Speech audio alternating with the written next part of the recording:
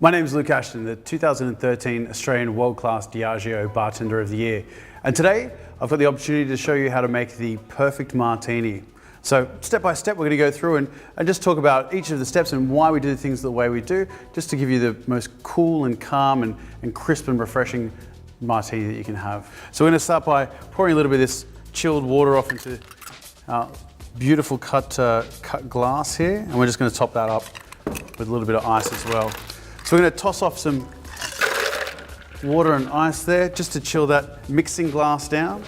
So today we're going to make the martini with some large cubed ice. We've got big ice trays that we make this at. You can make it with at home out of some Tupperware containers and then break it down in some more manageable sizes. So next to that we're going to add our Tanqueray 10 gin. So I'm going to do a generous measure. Got about 60 mils of the Tanqueray 10 gin there. To that we're going to add some of the Martini Australian native botanical vermouth. Now this is a dry vermouth. Now in reference to the dry martini, it really has more to do with the amount of vermouth that we're putting into it. A wet martini would have more vermouth, whereas a dry martini would have less vermouth. We're going to put about 15 mils of vermouth in there. So if we're looking at ratios, it's about 1/4. So we've got 1/4 part of vermouth to 1 part of gin. To that we're going to add some orange bitters. So then we're going to get mixing. So we're obviously combining the gin and the vermouth and the bitters, and we're combining those all together, introducing some water into it through the dilution that we're going to get from the ice, and bringing that core temperature down as well. And just let that rest for a minute.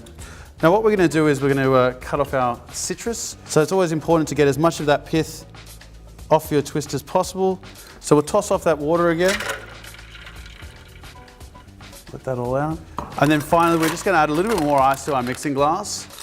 This isn't going to have terribly much impact on it, except for the fact that when we're pouring it out, it's going to be touching new ice. So it's going to get the last amount of chill that we possibly can out of this martini.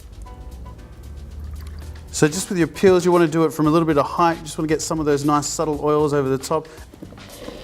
And there we have it. My perfect gin martini. Enjoy.